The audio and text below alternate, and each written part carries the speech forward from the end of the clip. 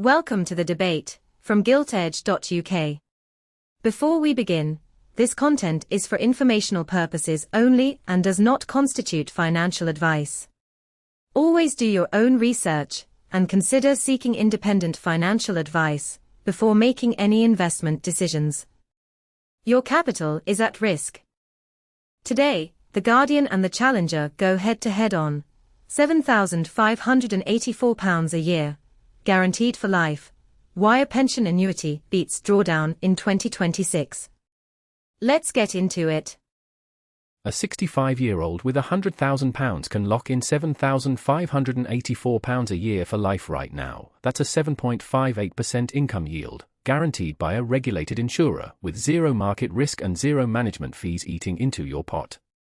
And in 10 years that £7,584 buys you what £5,500 buys today if inflation runs at its historical average. You've locked in a number that looks great now and shrinks every single year. Inflation is a real concern, I'll grant you that. But you're assuming drawdown investors actually beat inflation, and the data says most don't.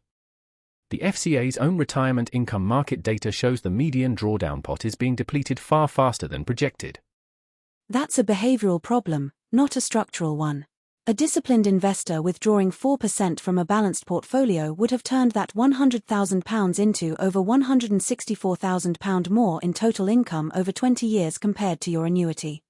Over 20 years, sure, if markets cooperate. But what happens if you retire into a 2008-style crash? Sequence of returns risk isn't theoretical. If your portfolio drops 30% in year one and you're still withdrawing, you can't recover. Which is why any sensible drawdown strategy holds 2 to 3 years of income in cash. You don't sell equities in a crash, you spend from your cash buffer and let the portfolio recover. So now you need a cash buffer earning below inflation, plus a diversified portfolio, plus the discipline not to panic sell, plus ongoing advice fees. Speaking of which, let's talk about fee drag. A typical advisor charges 1% a year on your pot. On £100,000, that's £1,000 gone before you've earned a penny. Platform and fund fees together can be well under 0.5% if you use index trackers.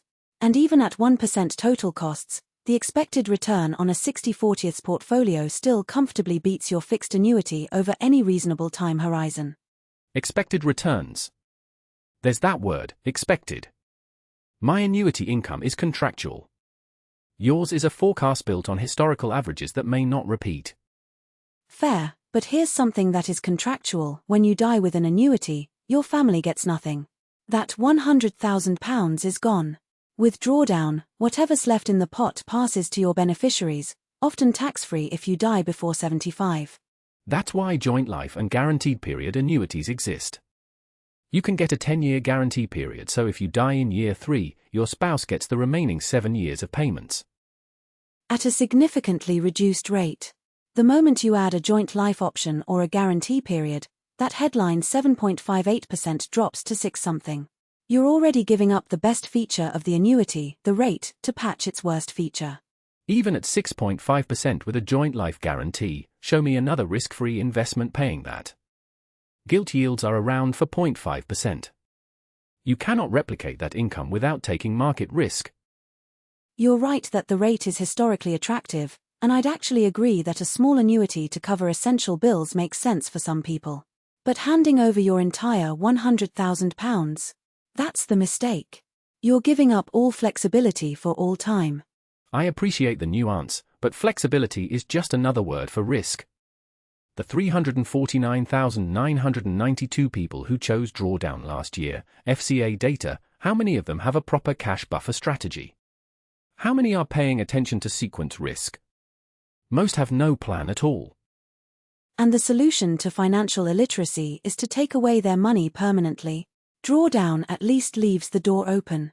Annuity regret is real. Once you've signed, there is literally no way to undo it, ever. Annuity regret gets all the press.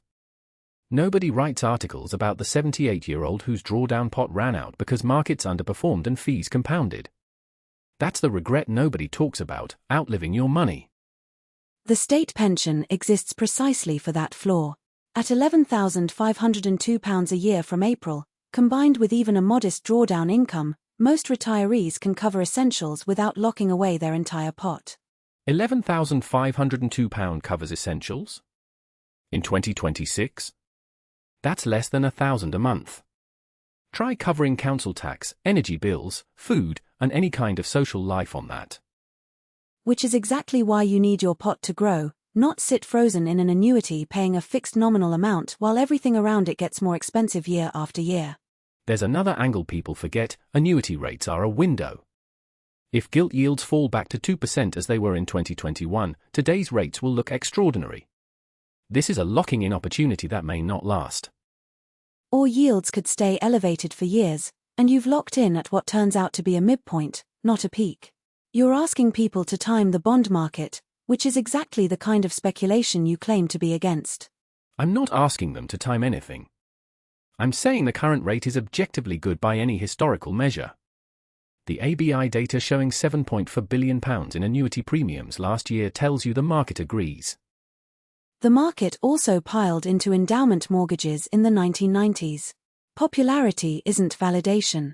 The 80% choosing drawdown aren't all wrong. They understand that flexibility and growth potential matter more than a guarantee you might not live long enough to benefit from. And if you do live long enough, to 85, 90, 95, that annuity is still paying out every single month, long after a drawdown pot could have been exhausted. Longevity risk is the one risk you cannot diversify away. Look, we actually agree on more than it sounds. For someone with no other income, poor health knowledge, and high anxiety about markets, yes, an annuity provides peace of mind.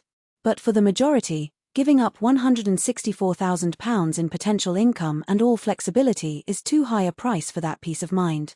And my final point is this: peace of mind isn't a luxury, it's the entire point of a pension, and a guaranteed income for life is the purest form of retirement security that exists. And mine is this: security that can't keep pace with inflation and can't be passed to your family isn't real security, it's an expensive illusion, and your money deserves the chance to work harder than that. The Guardian, The Challenger, thank you both. What do you think? Let us know in the comments. Read both articles in full at gilt-edge.uk. Thanks for listening to the debate.